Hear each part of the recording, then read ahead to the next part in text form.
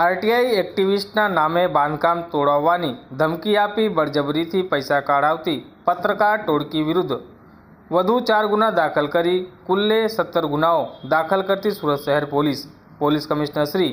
અનુપમસિંહ ગેહલોતનાઓએ સુરત શહેરમાં અમુક લેભાગુ તત્વો દ્વારા પત્રકાર બની સુરત મહાનગરપાલિકા કચેરીની બહાર અડ્ડો જમાવી આરટીઆઈ એક્ટ હેઠળ ખોટી અરજીઓ કરી તેમજ બાંધકામ ચાલતું હોય તે સાઇડ ઉપર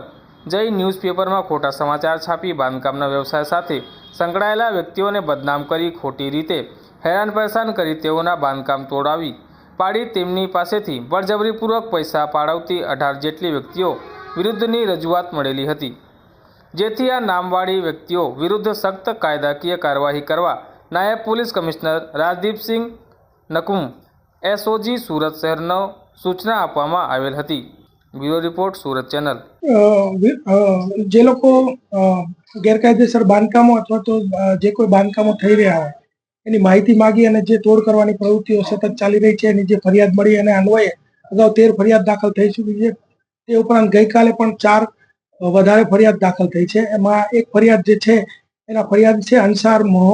અહેમદ મેમણ, ઉંમર વર્ષ 46, એની મન્નત નામની જે સાઇટ છે એના ઉપર સાકિબ જરીવાલા કરીને જે સિટી ન્યૂઝ ટુડે ચલાવે છે તેઓ ત્યાં જઈ અને એને જણાવે છે કે તમે ગેરકાયદેસર બાંધકામ કરી રહ્યા છો અને અમે તમારું બાંધકામ પડાવી દઈશું એમ કરીને એને ધમકી આપે છે। ત્યારબાદ એને ધમકીથી ડરી જઈને પોતે જ્યારે સેન્ટ્રલ ઝોનની ઓફિસ જાય છે ત્યારે આ વ્યક્તિ જે છે સાકિબ જરીવાલા ત્યાં હાજર હતો અને જણાવે છે કે તમારું બાંધકામ તોડી પાડવા માટે જો અહીંયા આવેલો છું અને ત્યાં એક સ્ત્રી સાથે વાત કરતો હતો, જે સ્ત્રીને બતાવે છે કે અમારી પત્ની છે રૂબીનાબેન, અહીંયા એ નોકરી કરે છે અને ઉચ્ચ અધિકારીઓ સાથે એને સંપર્ક છે એટલે તમારું બાંધકામ ક્યારે બચવાનું છે નહીં। ત્યારબાદ આ વ્યક્તિ જે છે એ બાંધકામની સાઇટ ઉપર આવ્યો અને ત્યારે એને 1.5 લાખ રૂપિયા માંગ્યા અને ત્યારબાદ કોઈ પણ રીતે આ વ્યક્તિથી છુટકારો મેળવવા માટે અંસાર અહેમદ મેમણે એને 50,000 રૂપિયા આપી દીધેલા અને 50,000 રૂપિયા આપ્યા બાદ પણ આ વ્યક્તિ સતત એની પાસે પૈસાની માંગણી કરતો હતો અને બીજા 50,000 રૂપિયા લઈ ગયો હતો। ત્યારબાદ જાન્યુઆરી 2023ના જાન્યુઆરી મહિનાની અંદર એ આવ્યો અને કીધું કે હજી 50,000 રૂપિયા તારે આપવા પડશે, સતત હું જ્યાં સુધી કહું નહીં ત્યાં સુધી તારે પૈસા આપવા પડશે। એની પત્ની રૂબીનાબેને પણ એવું કહેલું કે ભાઈ તારે જ્યારે આ સાકિબ જરીવાલા આવે ત્યારે પૈસા આપવા પડશે। પછી એને ના પાડી કે ભાઈ હવે હું પૈસા નહીં આપું। ત્યારબાદ જે સાકિબ જરીવાલા છે એની પાસે રહેલું ચપ્પુ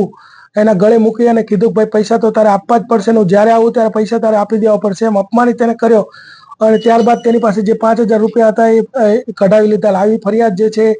એ ગઈકાલે દાખલ થઈ છે। તે ઉપરાંત બીજી 3 ફરિયાદ જે છે એના ફરિયાદી છે નરેશ જરીવાલા,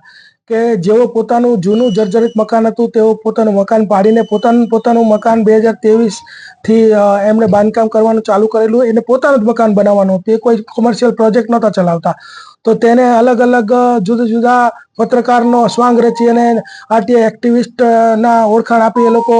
એને ડરાવતા ધમકાવતા। એમાં એક સચિન પટેલ જે છે અસ્મિતાનો પત્રકાર જે પોતાને ઓળખાવે છે, તેણે એવી એક સમાચાર છાપ્યા કે ભાઈ ગાંજાવાલાને 10 લાખનો વહીવટ કર્યો છે અને મોનિકા બેનને 5 લાખનો વહીવટ કર્યો છે। આવા બધા સમાચારો છાપી અને છાપું બતાવી અને એની પાસેથી 10,000 રૂપિયા પડાવ્યા। ત્યારબાદ પ્રોફેશનલ ક્રાઇમ